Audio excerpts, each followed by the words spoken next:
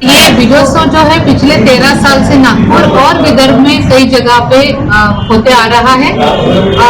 साल भर हम इसमें तो कार्यक्रम लेते ही है किसानों के लिए, लेकिन ये जो उत्सव होता है नागपुर का, ये पूरा 3 दिन इसमें एग्जीबिशंस रहते हैं, जहाँ की स्टॉल्स आते हैं, 75 से 80 स्टॉल्स रहते हैं इसमें, और दिन भर सेशंस रहते हैं जिसमें अलग अलग तज्ञ लोग आके अपनी बातें रखते हैं और किसानों को पूरी जानकारी इससे मिले।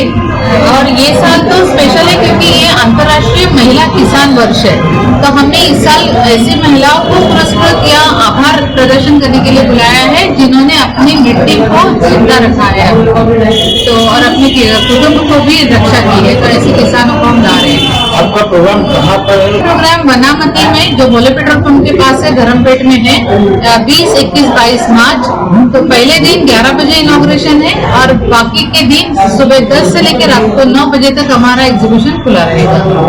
त्याच्यामध्ये समावेश आहे आणि मुळात शेतकरी आणि ग्राहकांना दोघांनाही समजावं या दृष्टीकोनातून वेगवेगळे सेशन आयोजित केलेले आहे। त्याच्यामध्ये म्हणजे काही पुस्तकांचा परिचय वगैरे त्याद्वारे आहे किंवा काही अनुभवी जे तज्ज्ञ आहेत त्यांचं म्हणजे त्यांच्यासोबत चर्चा करता येणार आहे आणि शेतीशी संबंधित पुस्तकांचे स्टॉल्स पण आहेत।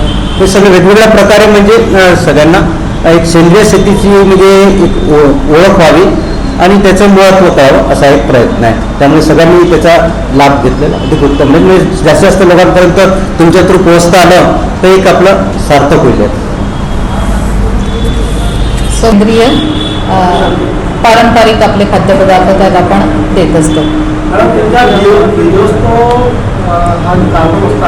प्रचार असतो की सेंद्रिय शेतीमध्ये एवढं पिकत नाही, तर आम्हाला त्यातनं हे सांगायचं असतं की जेव्हा तुम्ही बहुपिक पद्धतीकडे जाता आणि तुमचं स्वतःचं बियाणं आहे, तुमचे स्वतःचे इनपुट्स आहेत, तुम्हाला बाजारातल्या निविष्ठांवर अवलंबून राहावं लागत नाही, तेव्हा शेतकऱ्याचा खर्च कमी होतो। तो उत्पादन की उत्पन्न ह्याच्यामध्ये जे अडकले शेतकरी, त्याचं आम्ही खरंच समजावून सांगतो। तुमच्या आरोग्यावर जो खर्च होणार आहे तो कसा कमी होतो हे त्याच्यातनं आम्ही दाखवतो। आणि जे काठावरचे शेतकरी ज्यांना वाटतं की सेंद्रिय करायला पाहिजे, पण त्यांना समाज असं सांगत असतो की नाही हे चुकीच्या दिशेने आहे, त्यांना याच्यातनं एक दिशा मिळते, एक सर्वांगीण एक त्याच्यातनं ज्ञान मिळतं। बरं, गरीब किंवा लहान शेतकऱ्यांसाठी आपल्याकडे कोणती अशी म्हणजे कमीत कमी किमतीमध्ये किंवा मोफत अशी काही योजना आहे? नाही, योजना हा म्हणजे गडचिरोलीचे आमचे जे एक आहेत मित्र, आम्ही आमच्या आरोग्यासाठी जी संस्था आहे ते तिथे राबवत आहेत।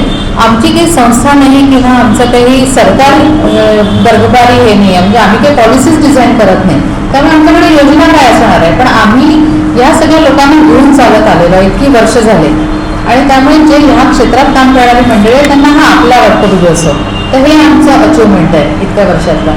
हायब्रिड जे बियाणे येत आहे त्यामुळे किंवा सायलेंट होत शेतीला, त्याचं आपण काय करतो, कसा फायदा घेऊ?